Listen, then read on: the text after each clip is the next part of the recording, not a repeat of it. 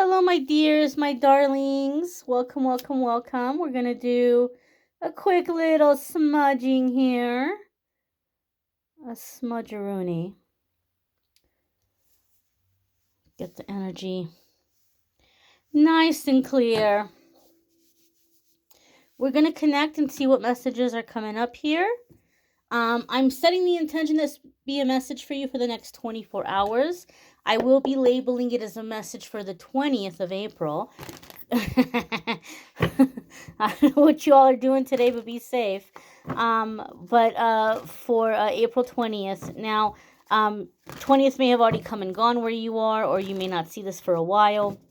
So I'm just setting the intention that this be a message for you for the next 24 hours from whenever you happen to see it. Happy birthday to all the April 20th babies out there. And happy birthday to you if it happens to be your birthday on whatever random day you may stumble upon this video. We're going to check in and see what the message is here.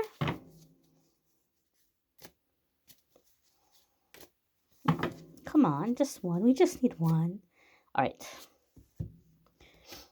Ooh, we've got the King of Cups. Now, King of Cups traditionally is seen as water sign energy, masculine. So Scorpio, Cancer, or Pisces, Sun, Moon, or Rising. So some of you could be dealing with a water sign person that might be very significant at this time in your life. And you might be communicating with this person, making plans with this person. This could be someone that might be coming in and kind of giving you some guidance, giving you some help in some way, like helping you make something happen. For some of you, I feel like this is like very father figure energy, but I don't feel like it's a biological dad. So maybe somebody who's like a father, maybe like an uncle or something, might be coming in and giving you advice or guidance. Some of you may be stepping into King of Cup energy despite of your sign, despite of whether or not you are a water sign, earth sign, fire sign, air sign. You may be stepping into King of Cups energy where you're wanting to come in and you're wanting to be generous in a situation. Now, generous doesn't always mean financial. It could be with your time. It could be that you're wanting to come in and show somebody some compassion, like give them some encouragement or speak a kind word, give them some guidance. Some of you may be stepping into this energy of wanting to help someone in a very sincere, genuine kind of way. King of Cups sometimes comes up in my readings also when we're learning to balance generosity and having a backbone. So maybe times in the past you've been very generous and you've been taken advantage of, right? Somebody treated you like a sucker. And now that you're cautious and you're careful, you're like, oh, I'm not going to go through that again, right? Then you have people like, man, you're so stingy. Man, you're so mean. You're so greedy. Like, you never want to help anybody. You're so cheap, like whatever. And you're like, whatever I do, I'm in the wrong. I'm generous, I get taken advantage of. I'm not generous, I protect myself, then I'm just some terrible, cold-hearted person. Sometimes King of Cups comes up in my readings when we're getting the balance right. Because the thing about the King of Cups is the King of Cups is extremely generous.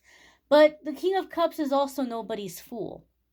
And there's an understanding with the King of Cups. I sometimes compare this to like a very fair but like a disciplinary kind of parent where, maybe the kid goes and says, oh man, can I please have the car Friday night? I want to go out with my friends. And the parent might say, okay, well, you can take the car Friday night, but I want the house cleaned, and I want you to do this list of chores, and you have a test coming up, so I want to know that you studied on that test. I want to know that you get a good grade on that test, and then you're going to wash the car, bring it back clean, put gas in the tank. There's certain expectations. There's certain requirements. It's like, I'll be good to you, but I'm not going to be taken advantage of. I'm not going to be made out to be a fool. So it's not necessarily tit for tat, but it is an understanding. Like, there needs to be respect, and there needs to be balance here in this give and take. And so some of you may be coming into this energy. Some of you may be realizing ways in which you've been extremely generous to people who've been very disrespectful or unappreciative. And again, I have to emphasize, generosity is not only with money.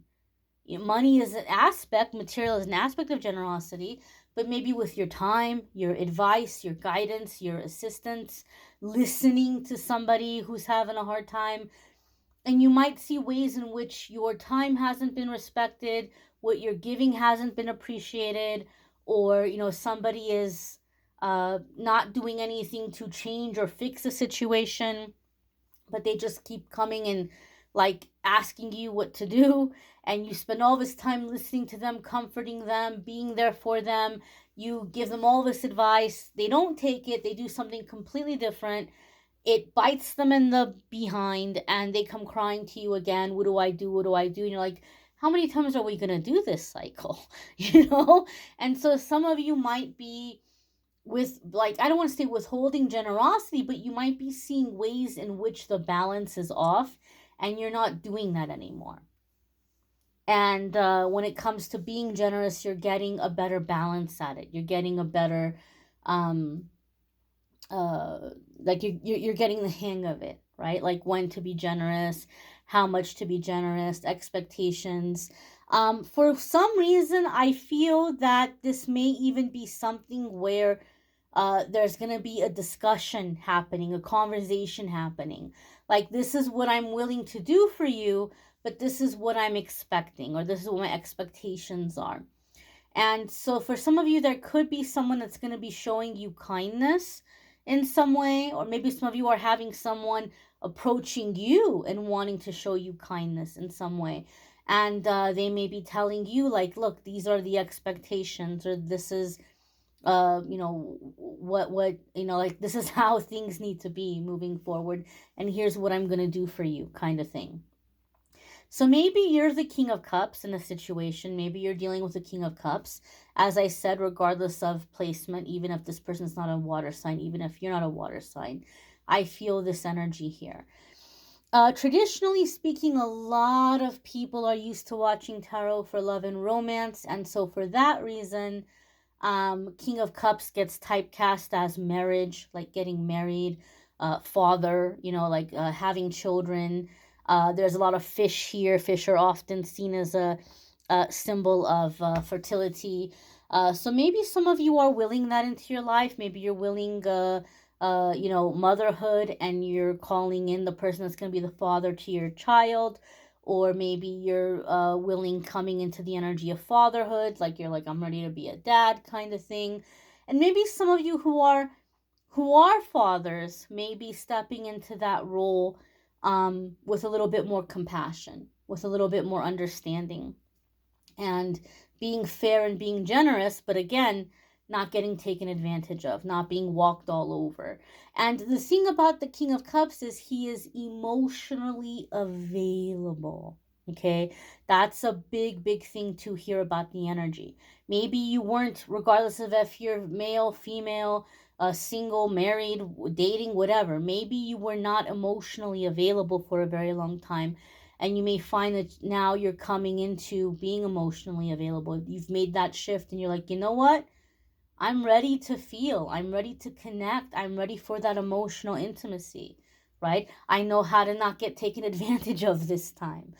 And so maybe for some of you, there's this wall coming down where the heart isn't as guarded as it's been. And we could have relationships and still be guarded. People can be in long-term relationships and not be emotionally available. So this can be changing or shifting here for some of you. And maybe some of you are discovering your type is changing. Maybe before you were very much attracted to partners who were not emotionally available, and now you're like, you know what? I don't find that attractive anymore. I don't find that energy attractive anymore. And you find that you're gravitating towards or being attracted to those whose hearts are open, those who are ready to love you and appreciate you and be there for you. And so there could be this shift happening as well. If you want to check out the other videos that are available on the channel, do check out the description. Private calendar is still closed for private readings. And I'm still catching up on private readings from the sale I had not too long ago. And I had told you guys that I'm gonna close the calendar for a while, but I'm not sure if I'll open it May 1st. I will let you know. I will keep you all posted. I do thank you for receiving the message. I hope you all will have a wonderful day ahead, and I hope you'll come back tomorrow and check out tomorrow's message. Take care and be well.